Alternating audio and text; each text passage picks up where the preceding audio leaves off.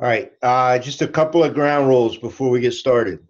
So there's about 35 people in here right now. Hopefully a couple more join us. When everybody has their microphone open, it creates absolute chaos. So I have muted everybody. You have the ability to unmute yourself if you want to talk. But I would prefer, if you have a question or something like that, that you go to the chat window and put that question in. I've asked Fu to kind of monitor those questions, and then from time to time, I will we'll go through those questions as they pertain to the whole group. If you need to clarify whatever it is, we can unmute you or ask you to unmute yourself. But just to keep this thing moving along, we need to try not to have a million people trying to talk at once. It gets very difficult. So that should be good. The only hard part for me is when I tell one of my hilarious jokes, nobody laughs. So nothing new. All right, so welcome to our first meeting online fully. I hope this works out well for us. I think it should be a good thing. Again, I'm recording the meeting. I will put the link up probably tomorrow where you can go and view the meeting, review it, or people that weren't here will have the opportunity to see it. Okay, right now, you should be able to see my PowerPoint, and it should say, take care of your crew. If it doesn't say that, just have one person jump on there and say it doesn't say that. So our theme this year is take care of your crew. We are going to talk today about some stuff that should pertain to that, making sure that our crew doesn't get into a lot of trouble with simultaneous fouls, and also either allowing a goal that we shouldn't allow or disallowing a goal that we should allow. But taking care of your crew is going to be the big theme this year, and we will continue to go through that. We're going to start with kind of our general business portion of the meeting. Mike Hernandez, as one of our North or South rep, the South rep, has been keeping minutes, and he is going to ask that you approve those minutes. They are up on the website for anybody to see. So I will put them up here real quick so that we can all see them. And then, Mike, you can enable your microphone and just we'll ask for a motion to approve the minutes and go through it. If there's anything in the minutes you want to talk about, go ahead. So the floor is Mike's. Hernandez. No, I really don't have anything to talk about. Just seeing a motion to approve the minutes. Okay, somebody can unmute and give me a motion. I make a motion. Perfect. I'll second. Nutter, second. All right, and just in the let's do this. If everybody agrees, if you disagree, go ahead in the chat window and say that you don't accept the minutes from last week. Okay, so the minutes from last meeting are accepted. Let's go back to our regular thing. And Mike will be keeping our minutes every week so that we know what we're talking about. Dean, are you on with us with our treasurer's report?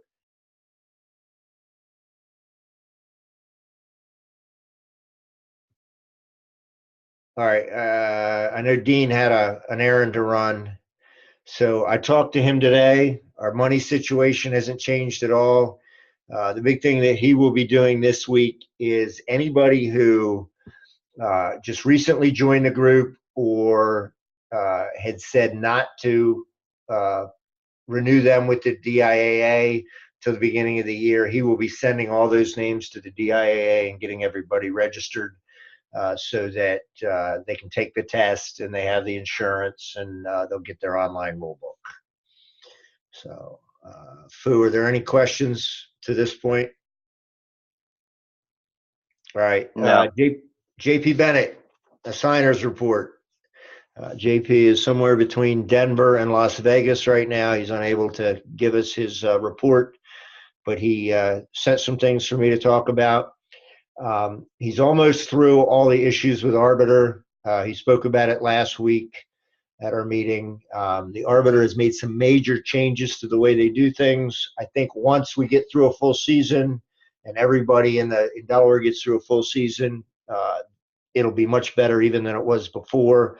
But right now there's a lot of problems with team names, location names, school names, and they're trying to get all those to match in the database. So he's still got quite a bit of little fixes to make before he can start assigning.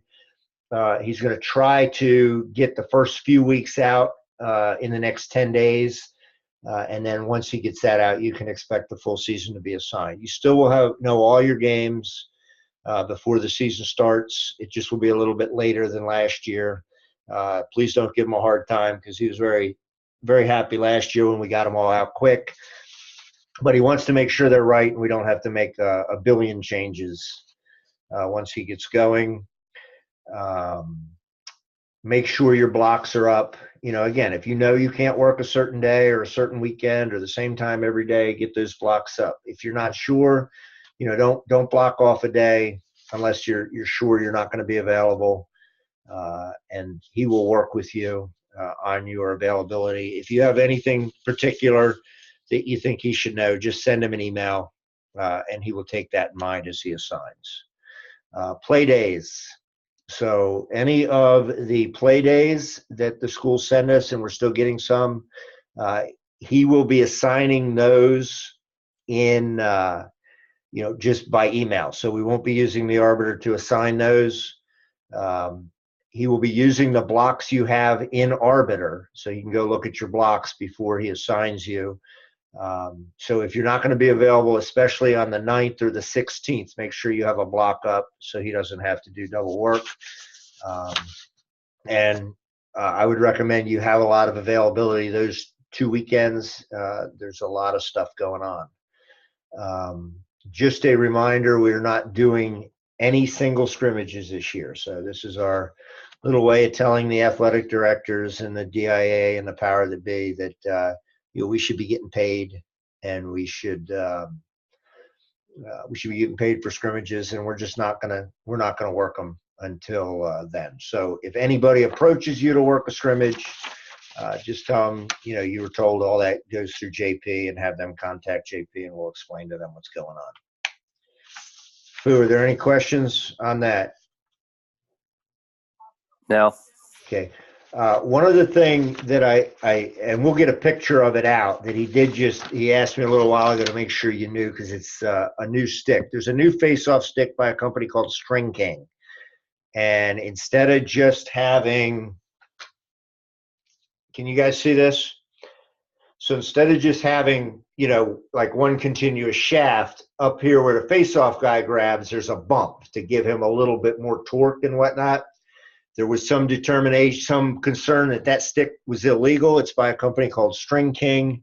Both the NFHS Rules Committee and the NCAA Rules Committee have determined that is a stick that is legal for play. So if you see that, or if there's any questions about that, it's a legal stick. We'll get pictures out. I'm sure there'll be a clarification, hopefully sent out to coaches and whatnot too. So that's the end of JP's report. Mike Wilbur, do you have anything for us? No, nothing. No updates. We'll get back to everyone involved in the mentoring program. Okay. Thank you. So Mike's talking about the mentorship program. So as we get closer to the season, we'll get all that rolling. I'm excited about that. Thank you, Mike. And Mike Hernandez, is there anything new on youth lacrosse? No, nothing new. A few people have sent me an email telling me they would like to work this year that haven't worked before. If you still haven't and you would like to, just please send me an email so I can add you to the list. Okay, very good. So, and especially for newer guys, youth lacrosse is a great way to get some games in. All right, moving on. The meeting schedule, again, I'm going to be putting it in Arbiter. It's posted on DelawareLaxRef.org. So, make sure you have that in your calendar. Other important events, very important, June 5th, DLOA banquet and golf outing. Also, if you we do a little silent, not a silent auction, but like, what do you call those, door prizes and things like that. We ask people to donate stuff to us, or anything they can do to help us out. We give them back some advertising to our group and whatnot. So if you know anybody like that who wants to give something, let Mike Barlotta know. Also, he will have information out in May about the golf outing. So if you're interested in participating in the golf, go ahead and kind of block that day off, and then the banquet is a great thing. And then the 10th and the 11th is the whole Delaware Lacrosse Foundation, kind of their all-lacrosse banquet and the Senior All-Star Games. The banquet's optional. It's nice. They have a nice keynote speaker. We give out our sportsmanship award, and then we'll be sending some officials to the Senior All-Star Game. On-field training, February 24th, and we at the University of Delaware practice fields. Kind of a little time change, so we'll go from 11 to 1. Lunch will be served by Chef Barron. Should be a lot of fun. It will be cold probably because it'll be February 24th. So we're not going to show up in stripes and wear whistles, or let me back up. We're not going to show up in stripes and wear our full uniform. Do come with stuff you can run in. There'll be a little bit of running and moving and situations where you'll be practicing, and also make sure you bring your flags and your whistles. So that should be a great event. And then the Polar Bear Plunge, which was last week, we raised over $1,500. Our team is in the top 70 of all teams raising money for the Special Olympics. So great job by the whole team. You can see their names there. Kenny and JP and Brett and Chris Nutter, Fu, and myself all took the dive. It was not that bad, so we're looking to at least double that next year, both the number of guys in the team and the number of guys, the amount of money that we're able to raise. And then here's a list of all of our members and a couple of former members who did make donations. We also had a lot of our members had family and whatnot donate. There's still time to donate. The link is out there. If you want, I'll keep this up for just a second. If you want to real quick QR code that and send us a donation, that would be awesome. I would really appreciate it. So, Fu, do we have any questions? Harvey just says we're nuts. Harvey would have been just fine with that beard.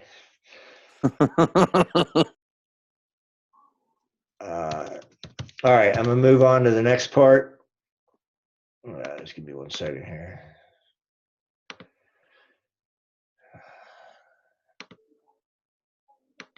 All right, back to, so this on here, we're going to talk about U.S. lacrosse for a couple minutes. So several years ago, 5 years ago or so, the board decided, we wanted to really focus on doing U.S. lacrosse certification for everybody, kind of making that our certification for our officials.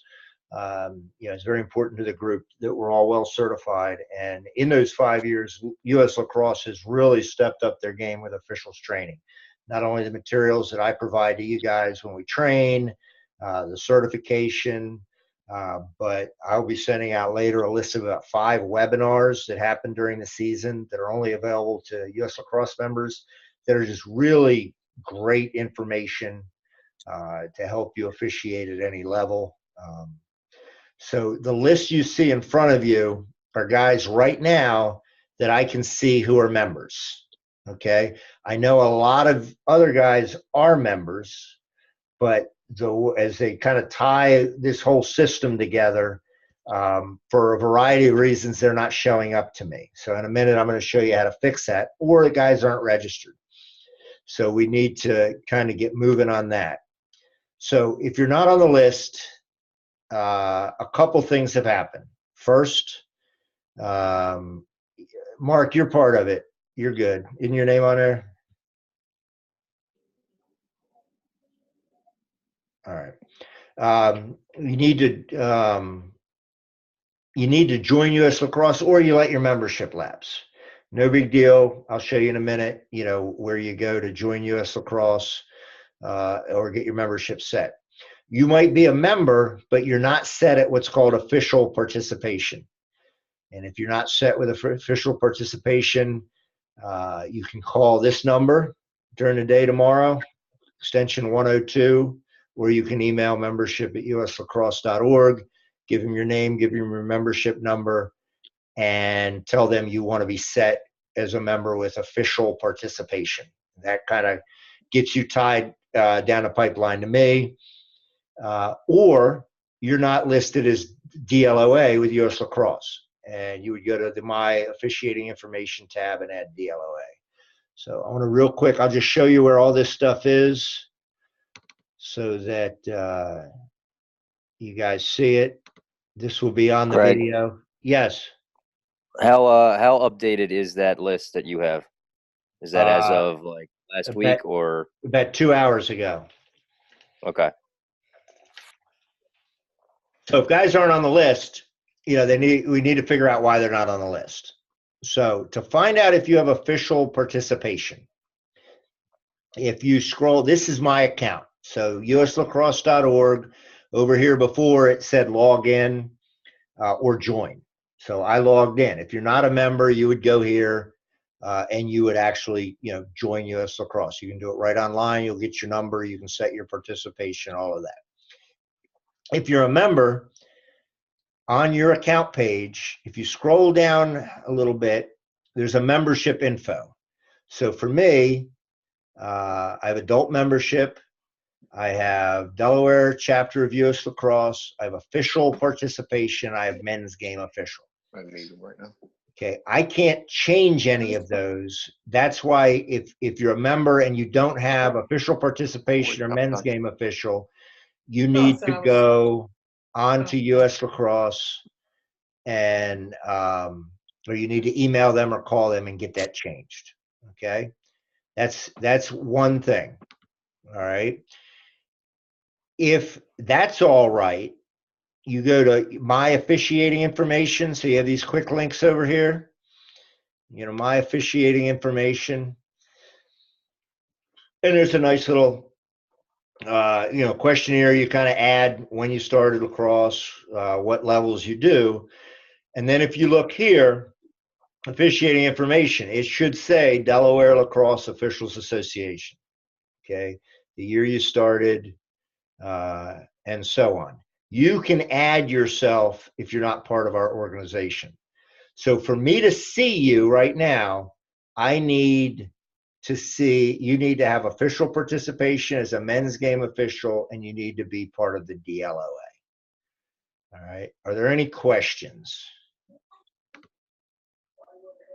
Brett wants to know if you have a fax machine. I do. Tell and him. Karen says she thinks she's listed under Maryland. She may be. So that's where she needs to go in under her officiating information and add DLOA. Okay. Once all that's done, if you can verify with me that all that's done, and you can send me an email, said, look, I looked at all the stuff, my stuff's right, am I showing up? I can see if you're showing up. If not, then I can get there's a way for me to find you and add you. The system is still kind of stretched out, and they're trying to, kind of like the arbiter, get everything in one place. So my first step this year is to get everybody on my list. So that's what I'm trying to do. I will send, after this meeting, probably tomorrow morning, I will send out a Google survey that I've sent out before. If you have official participation, men's game, and you're with the DLOA, go ahead and give me your number, and I'll check and make sure you end up on my list. Because being on my list is going to be very important for your certification. Okay? So before I move to certification, are there any questions? Okay. So to get certified, there's several, back. There's several requirements. There's a thing called the Boys Lacrosse Rules online course. And I'll show you how to get to that in a minute. You take the course one time. And it shows up in your officiating, there's a transcript, shows up that you took it. If you're not sure, you can ask me. I can look and see if I have a record that you took it. But in U.S. lacrosse, I think, let me go back there real quick to my membership.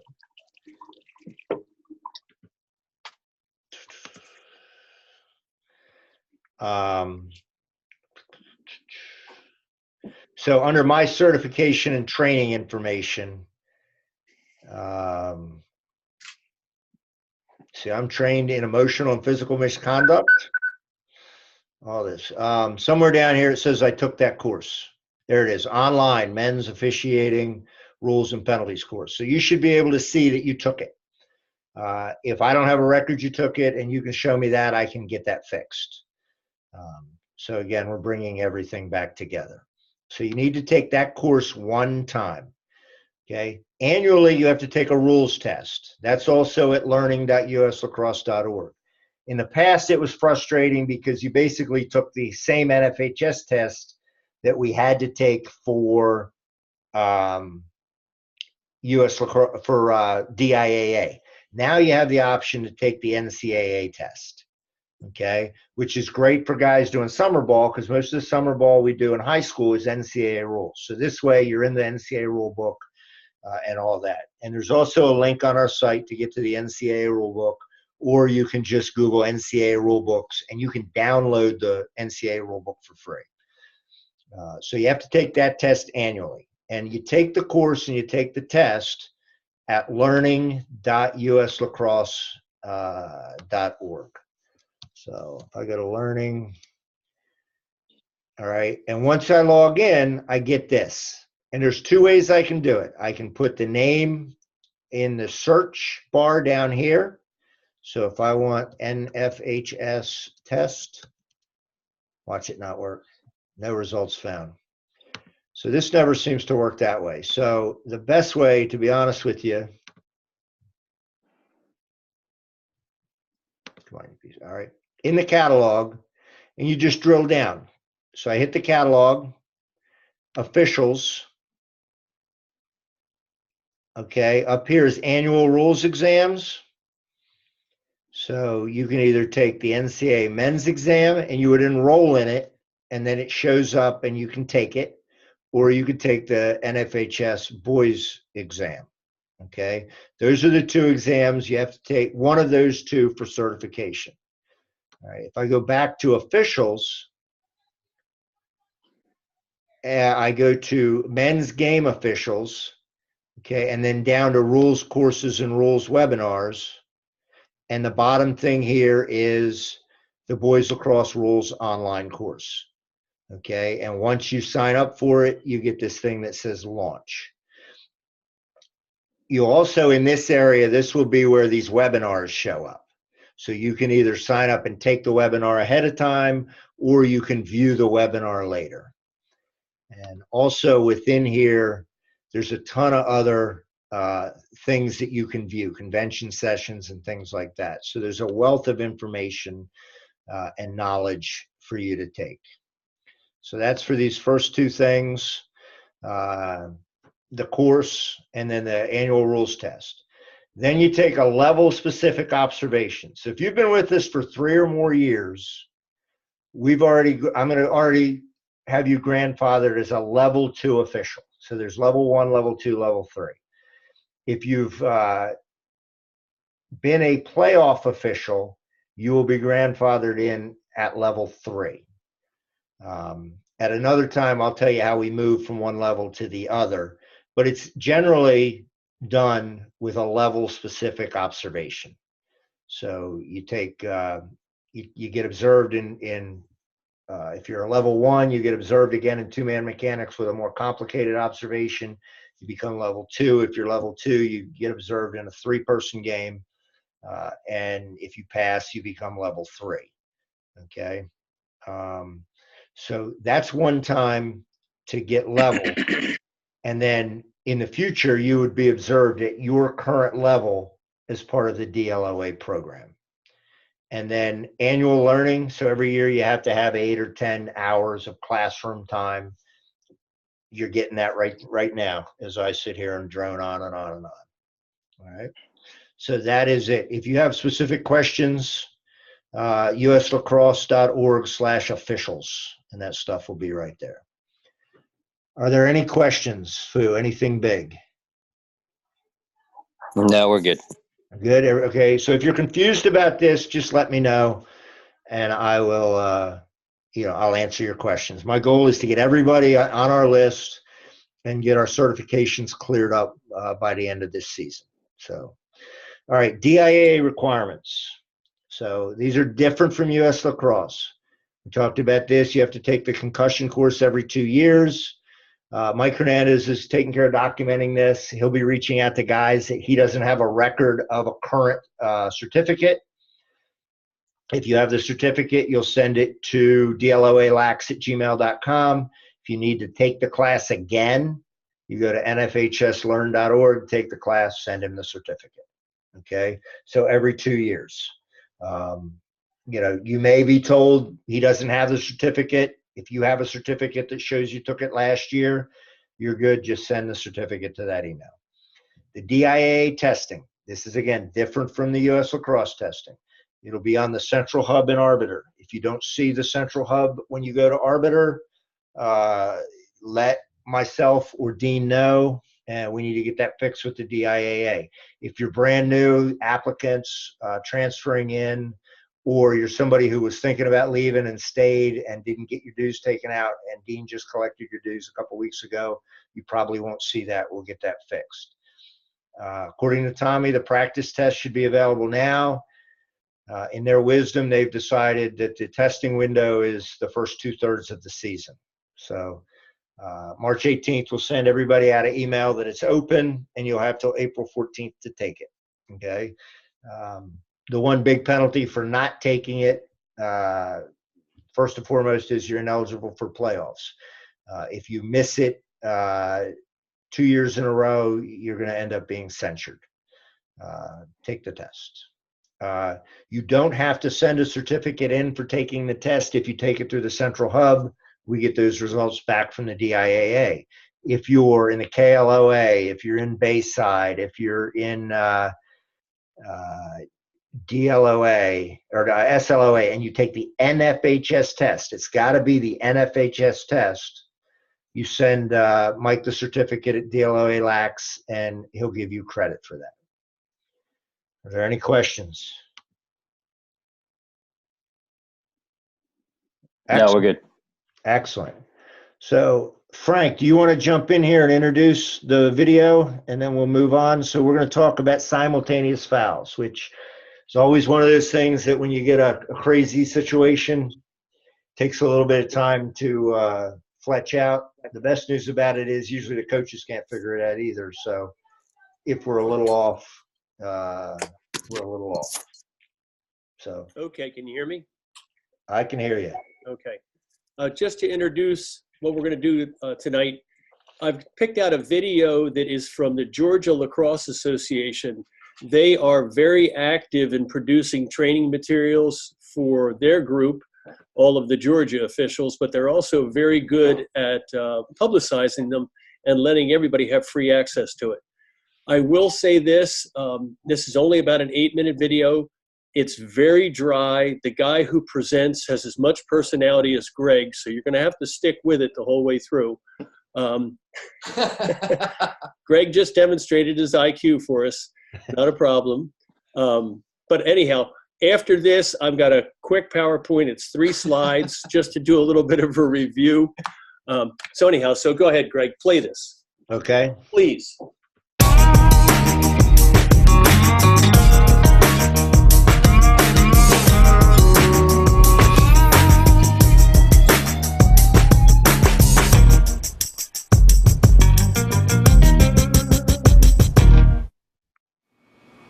Simultaneous fouls are those that occur between the whistles.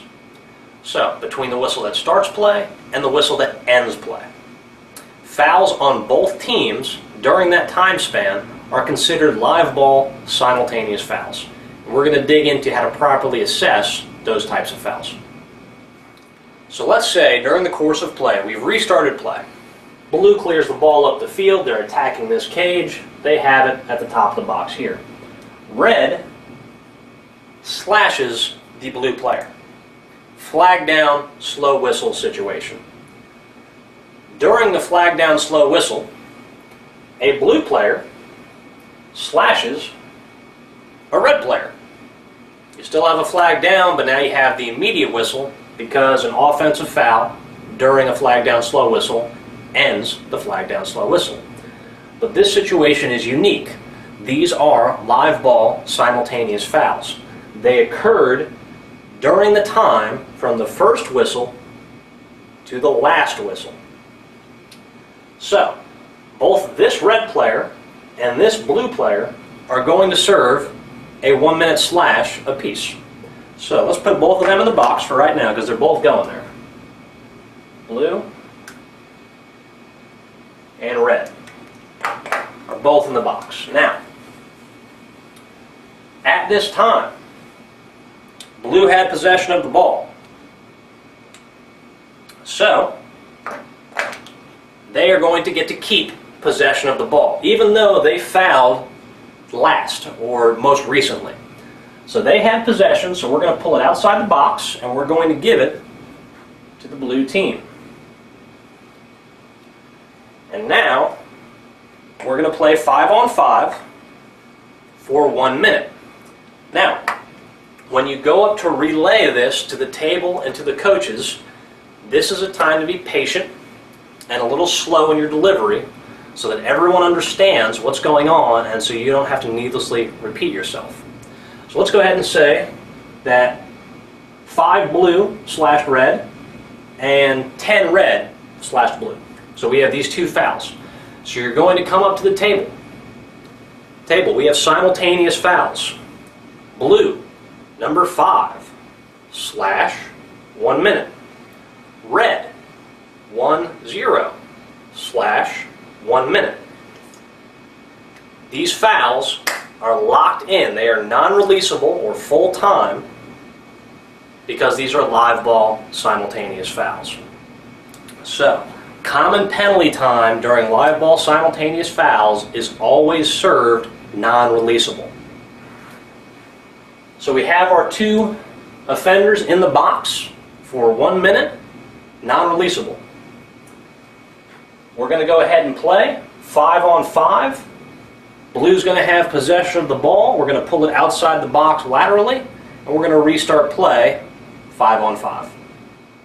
Live ball simultaneous fouls makes a good bit of sense when you're talking about live ball play and there's 2 personal fouls that are clear and obvious to everyone.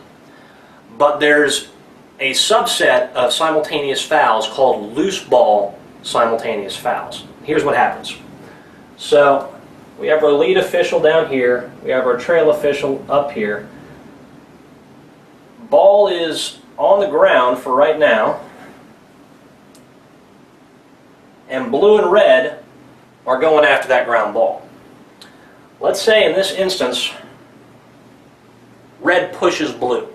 Ball is loose. The trail official will go play on and put his hand in the air to signify to everyone that he had witnessed the push, and blue has the opportunity to pick it up and end the play on but keep his advantage. During the play on, so while the trail official still has his arm in the air and is still seeing if blue will pick it up, the blue player slashes the red player off the ball. The lead official will throw his flag and blow his whistle immediately. These are simultaneous fouls, even though they don't look like it. So, here's what happens. Blue is entitled to the ball in this situation. They're entitled to it. They're going to get the ball off the play on or just picking it up. But a different blue player decides to ignore that advantage and foul the red player with a slash. So, immediate whistle. This blue player is going to serve 1 minute for the slash. This red player is also going to serve 30 seconds for the loose ball push. Now, why is he serving 30 seconds for a loose ball push? Well, blue was entitled to it. blue foul, we have 2 fouls here, even though this one is loose. So even though you didn't throw 2 flags, this player is going into the box for 30 seconds. So here's what you're going to do. Got the red player in the box. We've got the blue player in the box. So once again, you're going to come up to the wing line, and again, take your time here, and slowly and patiently relay this penalty to the table and the coaches. Once again, you're going to come up. Simultaneous fouls. Red, 1-7, push with possession, 30 seconds. Blue, 5, slash, 1 minute. These are live ball simultaneous fouls. The common penalty time is non-releasable. 30 seconds for both players will be non-releasable. So the full time for red is non-releasable, and half the penalty time for blue is non-releasable. So when we're going to come back, the ball was loose during this situation. Blue's in the box for a minute, red's in the box for 30 seconds. No team was entitled to possession, but because red has the least amount of penalty time out of the 2 players, or out of the 2 teams, red will start with possession. So red is clearing the ball towards this side of the field. This is where they're attacking. But live ball fouls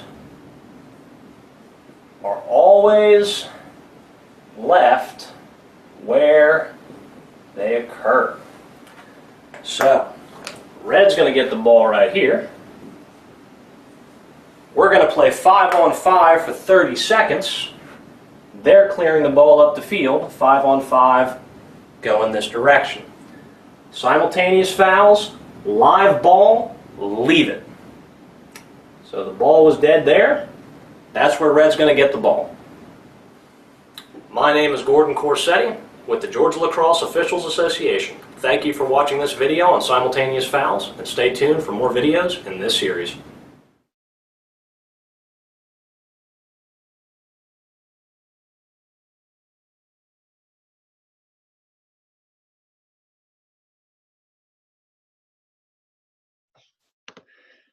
All right, Frank, let me get your PowerPoint up, Yep.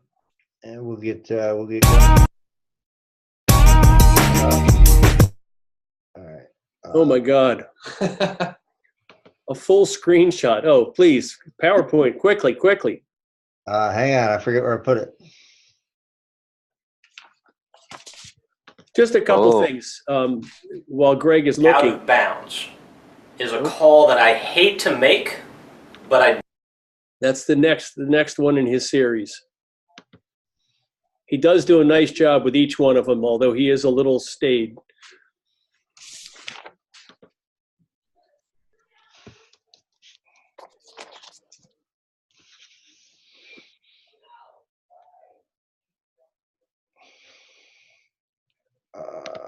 PowerPoint. I thought I downloaded it. I apologize. That's okay. Well, just a couple things while Greg's looking for that. Greg mentioned it, and it's actually also, I thought they did a nice job in the article that Greg gave there. There it is, fine. These simultaneous fouls, the situations in which they occur can be so confusing that really most of the coaches, and I mean the vast majority of coaches, will not have any idea what's going on. You need to work with your partner and talk this through thoroughly before either one of you goes to the bench to try to do explaining it to the bench. And Corsetti did a nice job explaining the fact that you want to be very definitive about who has what foul, how much time they have, and then finishing it off with the non-releasable when both of them go in there, and explaining definitively to the usually the young girl who's at the box and sitting at the table, which player can leave after 30 seconds and when the other player is allowed to leave. All right, Greg, so go ahead. Give me the click. All right. So a series of fouls committed by both teams between 2 whistles. So this could be the whistle to start play or the whistle to stop play. And then the next whistle is the one that you're thinking about. So anytime you have a whistle and then fouls occur after that whistle, whether it's to start a play or if you have blown a whistle to stop play and then fouls are committed by both teams. That's simultaneous. Go ahead, Greg. It should not mean be taken literally to mean at the same time. So simultaneous fouls don't happen immediately within one second. It's one is made, and then the second one is made before another whistle is blown. Now, the next ones that I've done, really what I've tried to do is synopsize what he did in the video. I did take some of the things from the article also. So if you read the article, go back and see that. The article is very well done, I think. Go ahead, Greg, next one. All right, so when we look at penalty time and restarts, go ahead, first one. All right. Players who start together, stay together. That was Doc's favorite expression. Anytime you have two guys that are going into the box at the same time, right, they're going to stay there for the shorter a period of the two penalty times. And that is actually true even beyond simultaneous fouls. If you have a live ball foul and then a dead ball foul, they're not simultaneous, but if they both start together, they're locked in for the shortest period of time. Second one, Greg. Both players on the shortest amount of time are non-releasable. So if it's a minute and a 30-second, obviously, you've got a situation where that 30 seconds, nobody's coming out regardless of what happens. After the 30 seconds, that player comes out. Then the next 30 seconds or the second half of that original penalty, unless it was a non-releasable for an unsportsmanlike or something like that, they can then come out. Next one. Team with the shortest penalty time will restart the ball. Okay, so that's a little confusing at times because coaches will think they deserve it. You may have to be definitive in explaining to them one team has shorter penalty time than the other, and by rule, that's the team that gets the ball. Even if the team that had the ball thinks they deserve it. If they have a longer penalty time, the other team's going to get the ball. All right, click. When it's equal, the ball starts in the same relative position, all right? And it starts, again, with the team with the shorter amount of penalty time. All right, go. So in other words, the biggest difference there, and just to clarify, in all of our cases where a ball is a foul is committed in the defensive end of the field, it's brought up to the midfield. Well, now with simultaneous fouls, it starts where the ball was when the fouls occurred. If neither team has possession, then you would use alternate possession rule to determine the restart of the ball. And we're going to talk about that again in a second because I'm going to go over loose ball. All right, Greg, go ahead. When penalty time is equal, and this is an important one. This is one that I think everybody really needs to try to digest. When penalty time is equal, remember, if the first foul was a play on or the first foul was a personal foul and there was a flag down, that denotes possession. And the subsequent award of the ball after those simultaneous fouls can be enforced by looking at that possession. So that's one that makes it really difficult. You've got to really pay attention, and that's why the two of you have to come together and talk. All right, Greg, go ahead.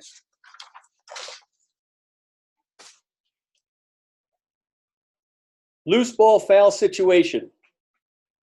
Everybody take a read of that one and see what you think.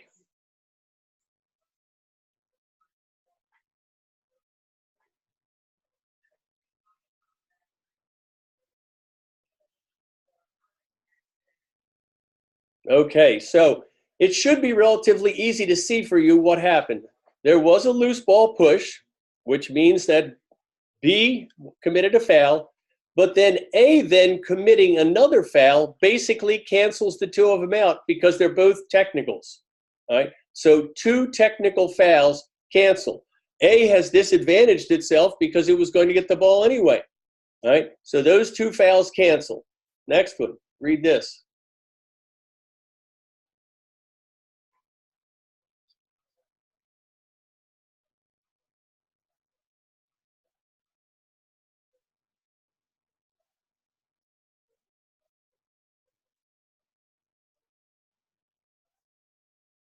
So this is the leave it concept that Gordon was talking about.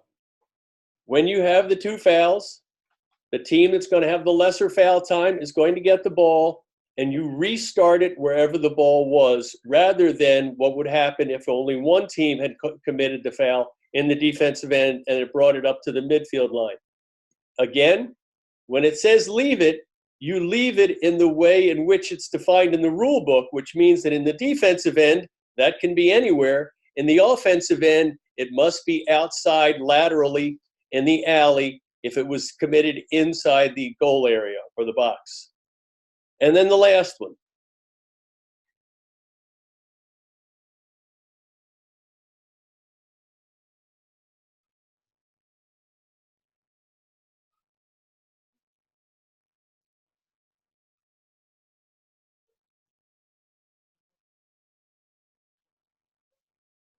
I'm giving everybody 30 seconds to type in which two schools you think these teams represent.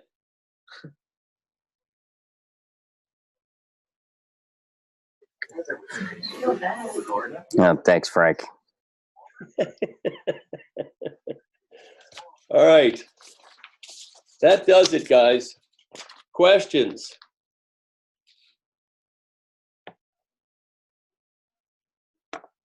Wait a minute.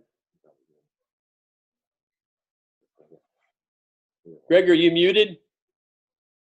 He is. Greg, I think you're muted. No, I'm not. If you guys want to ask a question real quick of Frank, go ahead and ask the question, and I'll get set up for the next part of what we're going to do here. Frank, Bill Caddy. Yeah, Bill. I recall a memo that if the simultaneous fouls occur between periods, even if the time is unequal, there's still a face-off to start the next period. Correct. Correct? Correct. Yes. Anytime it's between periods or between a game and an overtime, it's going to ensue with a face-off. Now, there will be people in the penalty box, obviously, so that has to be adjudicated according to which people are going to be in the penalty box and which wings are going to be left open.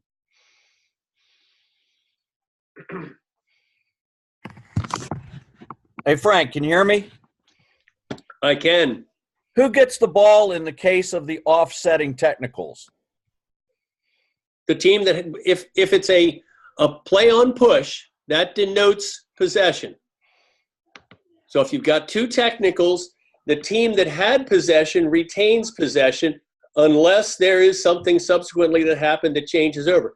And in the book, you'll see a number of times where they have two fouls and then something after the whistle, which made a difference and gave the ball to one team or the other. So in other words, a subsequent foul, just not a simultaneous foul.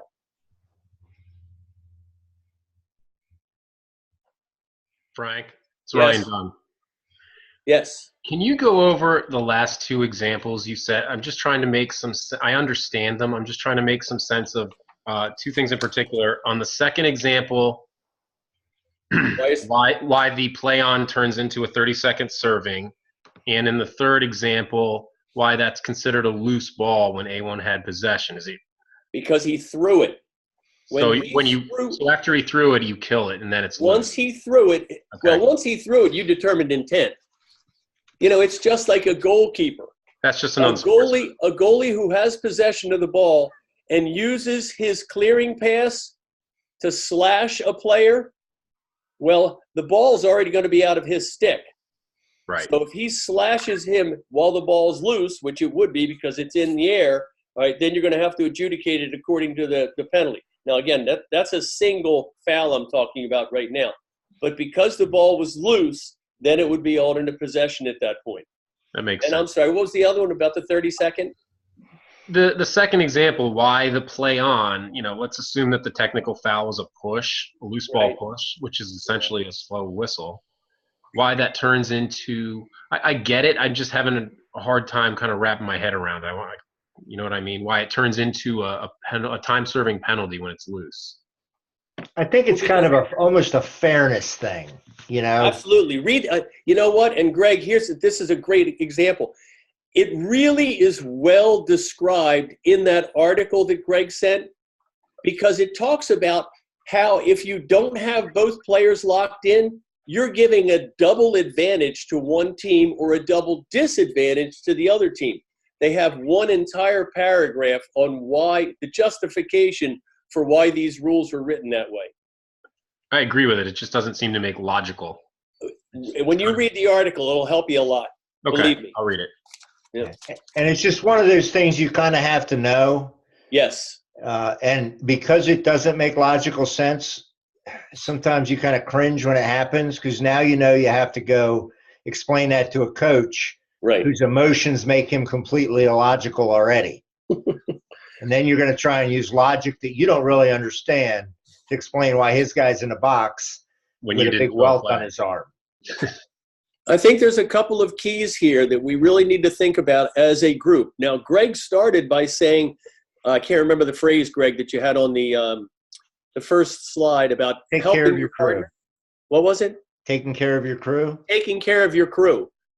You don't want somebody going to the box that does not thoroughly understand, nor can they thoroughly articulate what is going to happen with the change of possession or with the two people in the box, what actually has to take place. So my suggestion is, in this case, it makes sense for the crew chief to be the one to go over to the table and be the one to explain it.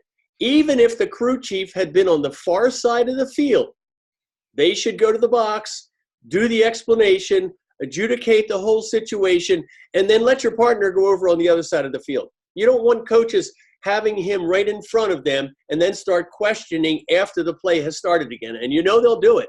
They'll keep asking questions. If the crew chief is the one who's now in front of the coaches, that crew chief can easily put that coach at bay and just say, Coach, we're moving on. Looking at the game from here on.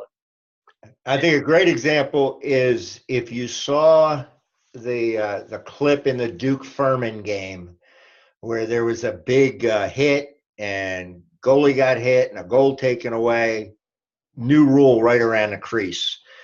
And they sent the third guy in the crew over to signal the foul, and it just looked bad. And meanwhile, as he's trying to signal, Richie Meade, who's probably coached longer than that guy's been alive, is just chewing him up. Yeah. And that was a perfect example where that's where the senior, most respected guy should go over there, take care of it. Don't worry about how long it takes. Now you got a big clusterfuck. There's no real hurry to get play restarted. That's right. And actually you're better restarting with people at least having a marginal understanding of what's going on. And as a quick follow-up, so once that personal foul is committed and you throw a flag, do you throw a second flag to kind of notate that there's going to be two? You do fouls? no, because now having said that, when I say no, I'm assuming that first push, the play on push, was definitively defined by the official in front of them having their hand up, showing everybody that he saw it, just as Gordon Crissetti said. He saw the foul. It's a play on.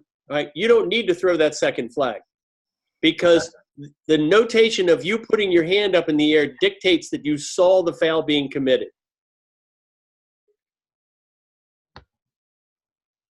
Everybody agree with that?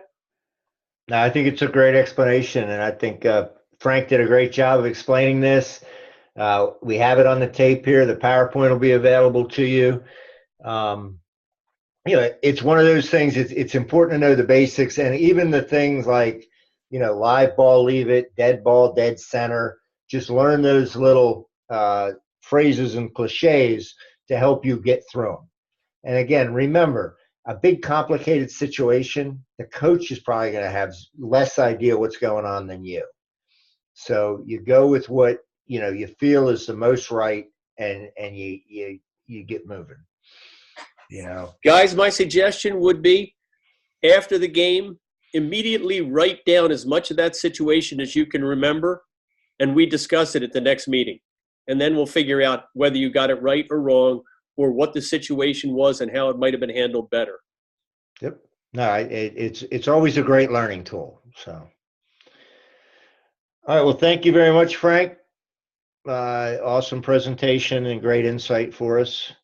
We're going to move on and go through a little of the PowerPoint from the other day. I'll take questions at the very end again. But this, I'm not going to go through the whole PowerPoint for JP with all the rules changes, but I want to make sure I hit the goody rule and a couple other things to make sure we understand what's going on. I do want to say I do love when they have a picture of an illegal stick and a kid with his mouthpiece hanging out as the key picture for the review.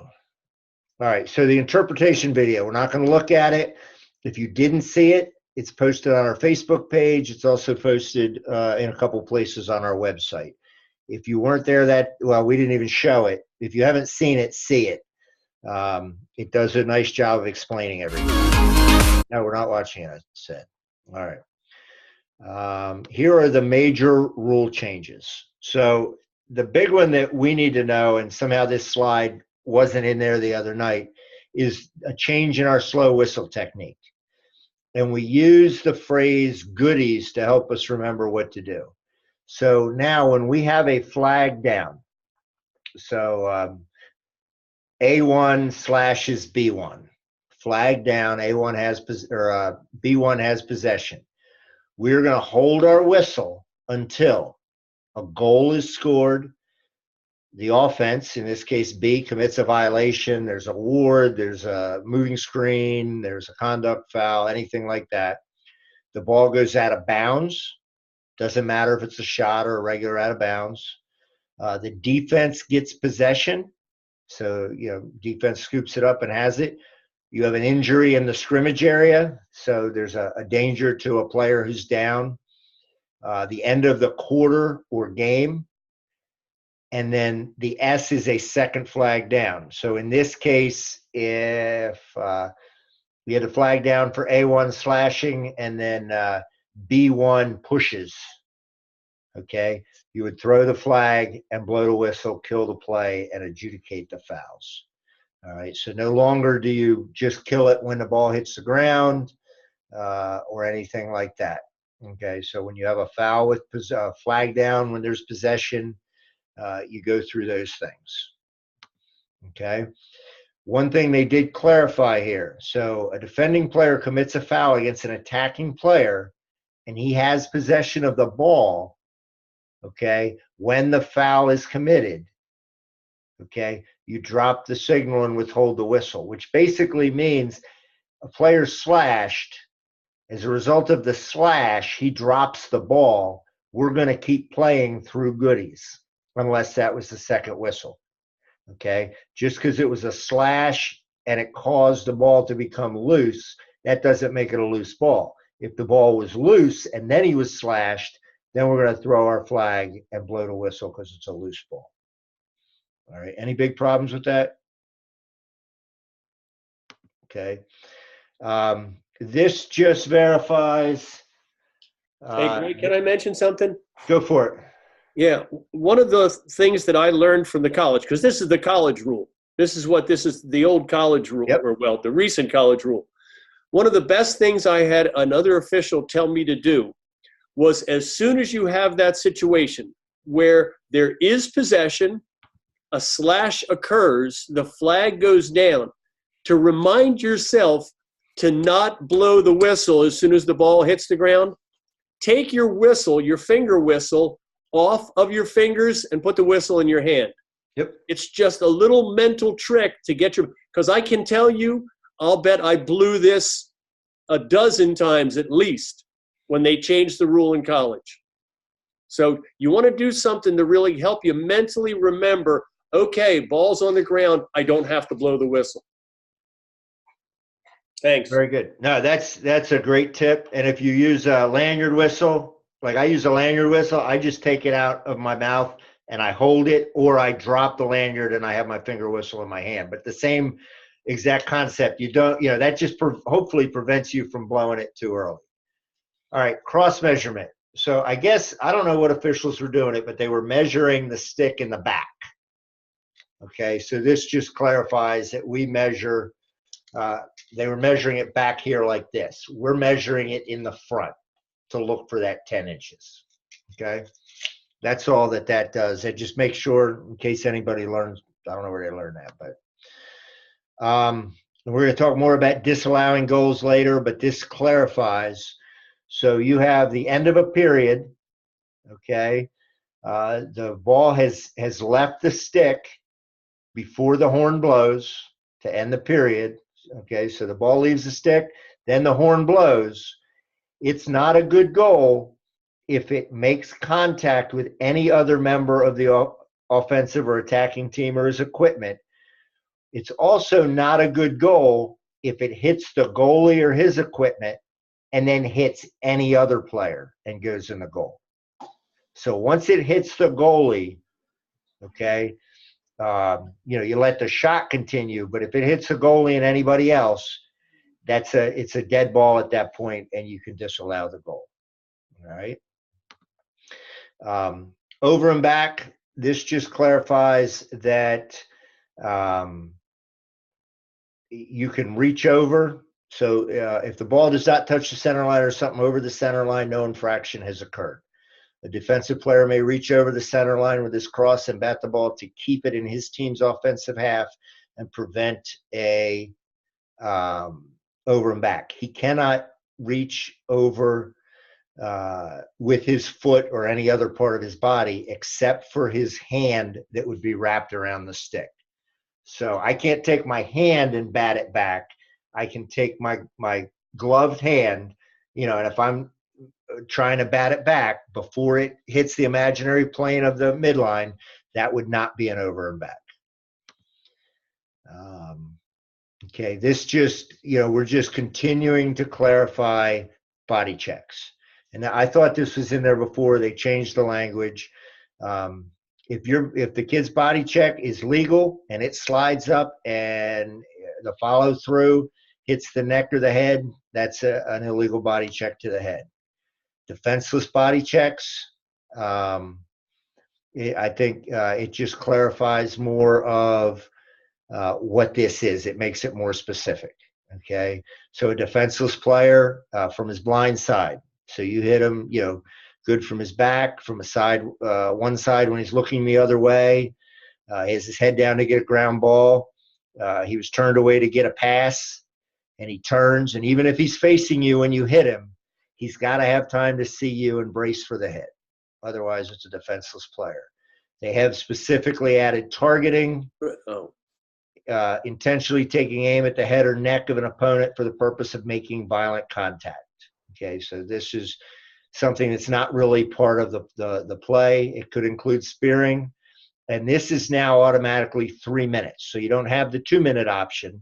You have the 3 minute, and you have a 3 minute and an ejection option.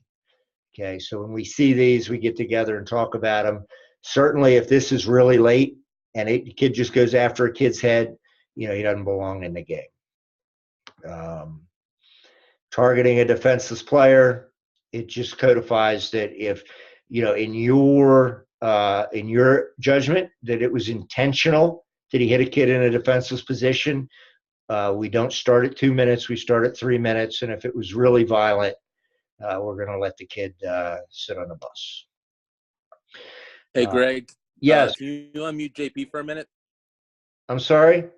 Can you unmute JP for a minute? He just texted me. Where the hell is he?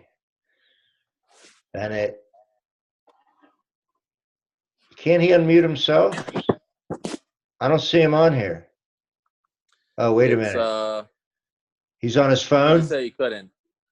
It's 302-293-3636. What is the last four? 3636. Got it. Bennett. Hey, guys, can you hear me? We can hear you. Unfortunately. Okay, I just wanted to say real quick. I messed up at the meeting. I don't know if everybody heard that. Talking about the gloved hand on the stick.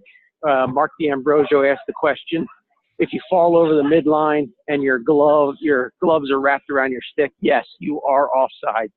I misspoke. You are offside if you fall over the midline and your hands are still wrapped around your stick, so you're offside.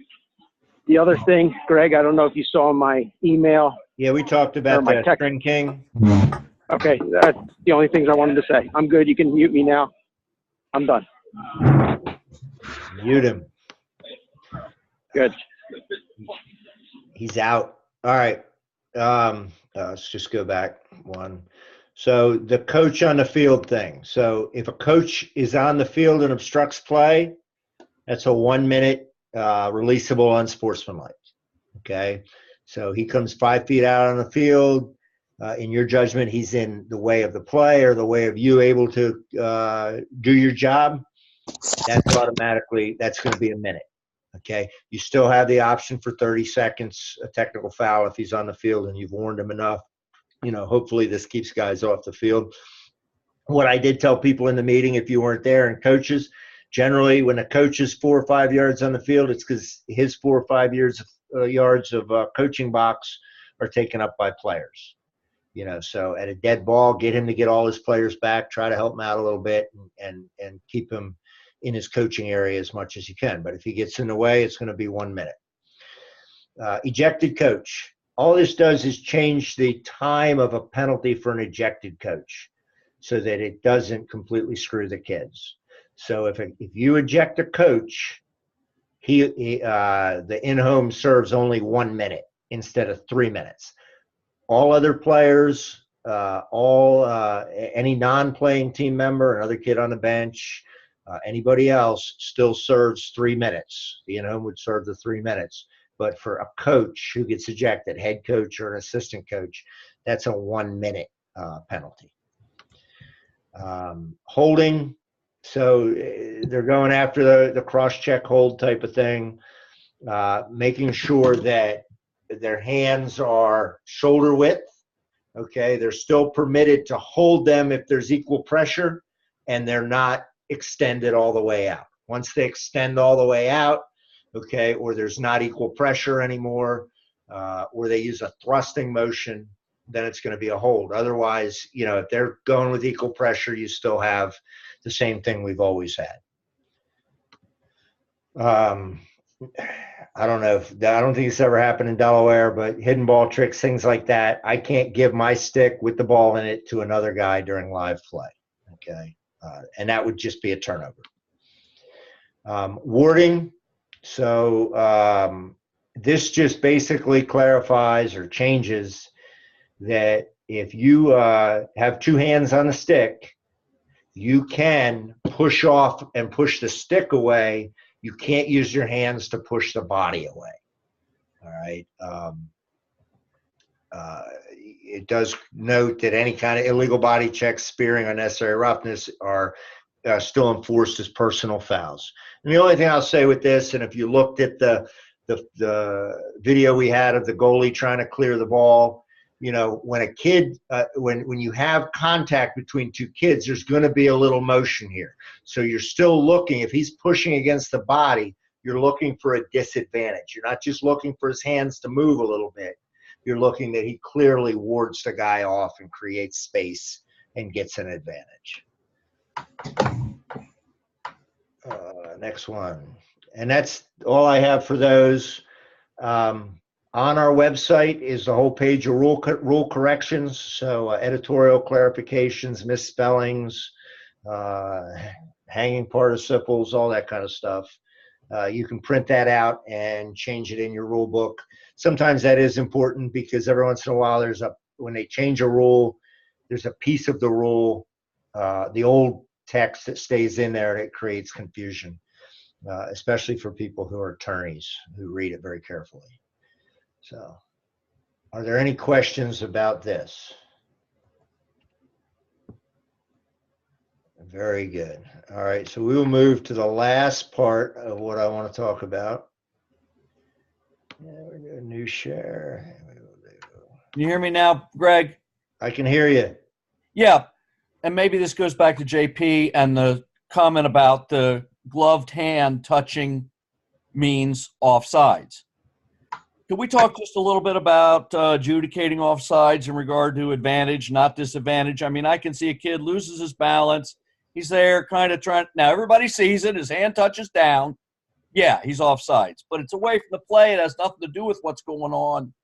Now the ball's up in the offensive area. Are we calling that? my philosophy, the way I was taught, if there's a line foul that everybody saw and you saw it, like if you're standing there looking at it, even if the play is 50 yards away, you're stuck calling it.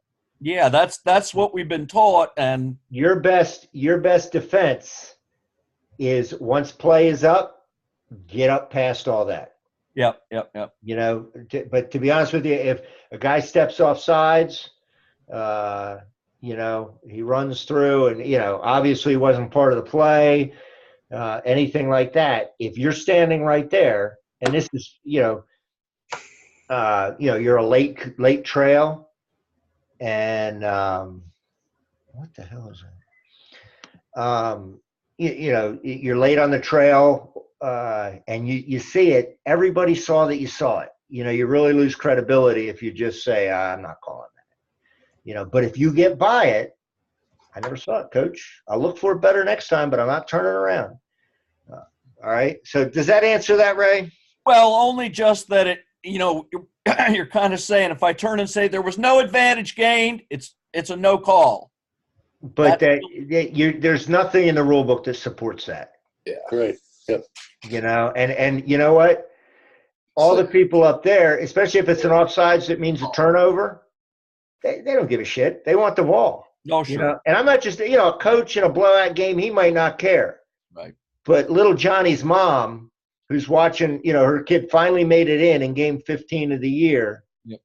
You know, and he might get a chance, you know, and now, you know, you blew it because you missed a big pass interference, and now they're not going to the Super Bowl, Ray. So Gotcha. Thank you. Yep. You get past it and don't see it. Right. If your head's turned, then you got the best defense. All right. So I wanted to take a few minutes. Wait a minute. Bennett wants to be unmuted again. This could be dangerous. No, you can't have that. What was his number? 29. JP, what do you want? Yeah, please don't say there's no advantage. Don't turn around and say there's no advantage. Yeah. Just don't make a loud show of it. You just didn't see it. That's all. Don't say there was no advantage. There's no disadvantage. Don't say it. Chris had another question. That works on a push or a hold if it was way past the play, but it doesn't work when the wrong number of players are in the zone. Right. Patron also had a question. Patron, I took care of I'm going to take care of the coaches about the offsides. I'll take care of that. I already talked to Brad and Mark D'Ambrosio about the offsides. I'll take care of it. That's all. Oh, I wanted to go back because Chris had a question too. So on the goodie rule, I thought there was a slide in here about it, but there's not. First two slides, it should have been. No, that was there, but the situation where so you have a flag down, okay? During the flag down slow whistle, the ball becomes loose. While it's loose, the defensive team commits a loose ball push, okay? That is now what you're going to do is you're going to throw your flag for that push. You're going to blow the whistle because it's the second flag, okay? And the reason is the flag for the first slash denotes possession. So even though now you have a loose ball, Team A, they're entitled to possession and they were just pushed. Well, they, technically had possession. So you would then throw a second flag. Under our rules, since it's the second flag, you kill it. Player 1 goes in for a minute for the slash. Player 2 goes in for 30 seconds. All right. Chris, did that answer it? Is that good? Can you hear me? Did I explain that good? Yeah, I was thinking more of the offensive player on the push, but well, that just kills the play. Right. Okay. That's no different. That's one of the O's. Perfect.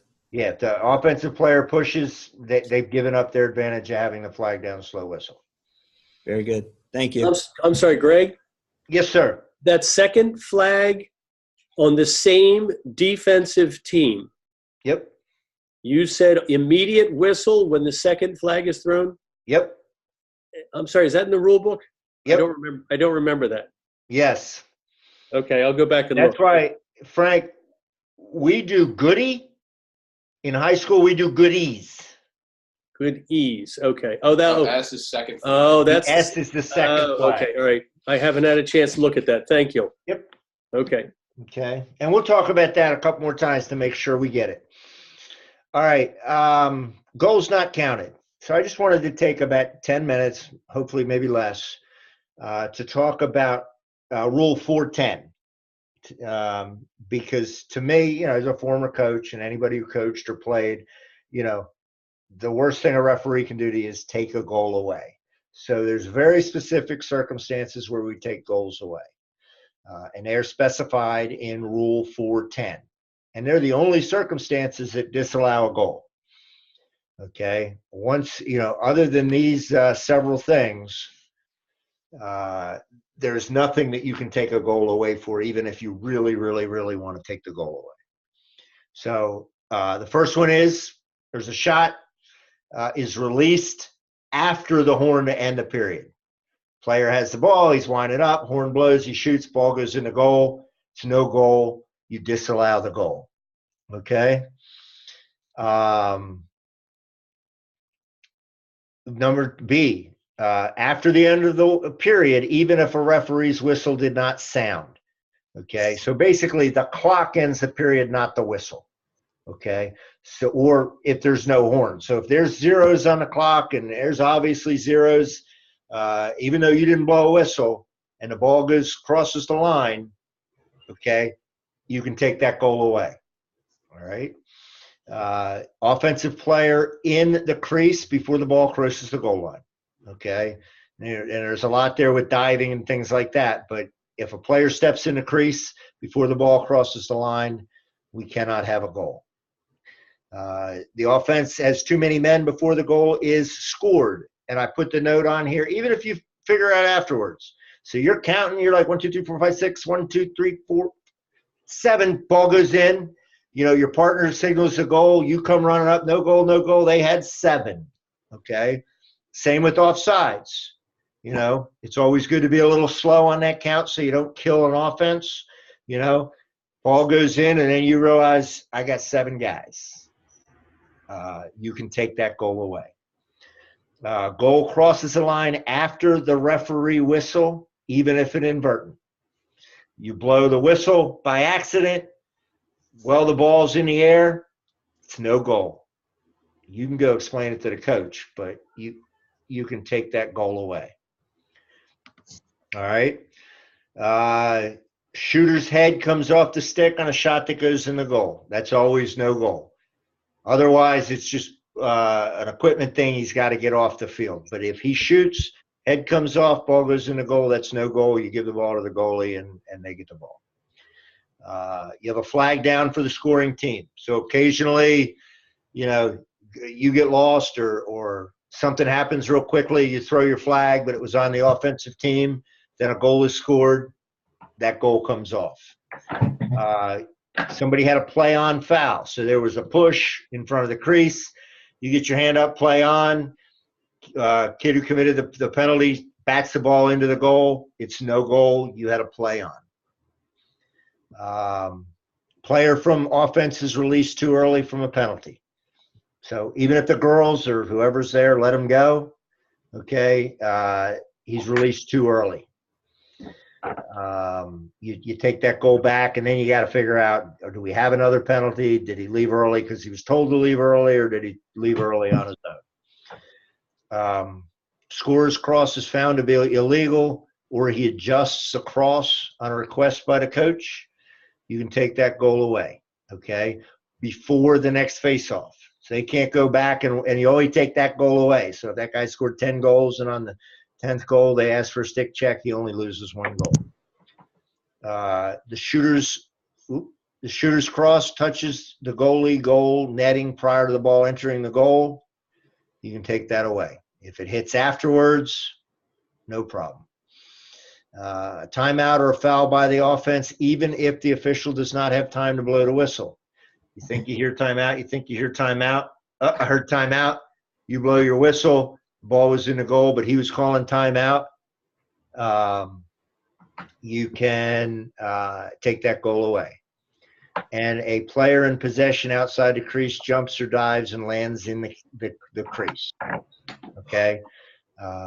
So he jumps, he dives, he ends up in the crease, even if he's pushed, even if he's illegal body checked, if he left on his own volition and ends in the crease, that is no goal. And hang on, Bennett said there's one other.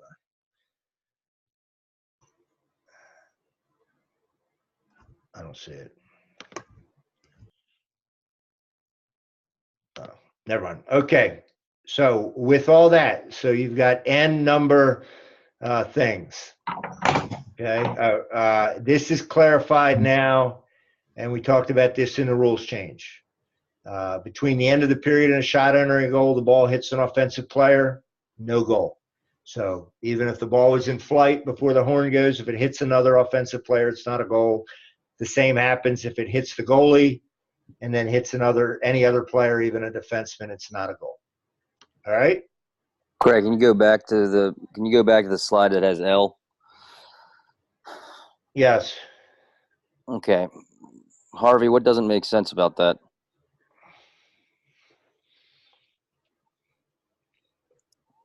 All right, Harvey's asleep. Brett is saying that there's a situation in the rule book about a player adjusting the strings on it or his cross after scoring a goal, whether the official has asked to see it or not, resulting in a no goal. Is this ever seen or used? The only time I know is if it's asked for a stick check. And I would say, even if there's something that alludes to that, don't see it. You don't want to be the one to take the goal away because he touched his stick. Nope. Yeah. You know what I mean? You know, only if the coach asks, then he touches his stick. Okay. I don't see anything about L that doesn't make sense. So I don't.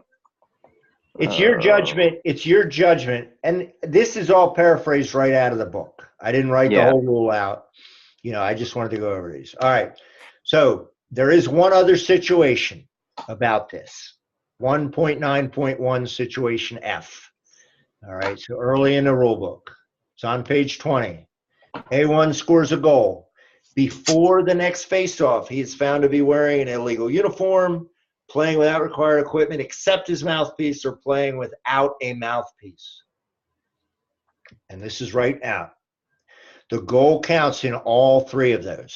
You adjudicate whatever foul it would be at the face-off. Okay? So, A1, I don't know what would be illegal about the uniform, but he doesn't have arm pads on, you notice, after he scores a goal. That's a 1 minute penalty, illegal equipment. Okay? You would actually not have a face-off, and he would serve 1 minute. Okay, but the goal counts. Playing without his mouthpiece, or any player playing without his mouthpiece, it's a technical foul. It's simply you award possession to the other team. Any questions about that?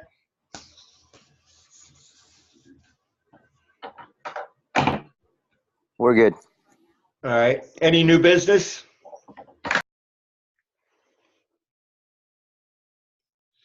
All right. Well, thank you very much. I'm going to stop the recording. If you have any questions anytime, use the Crew app, email me.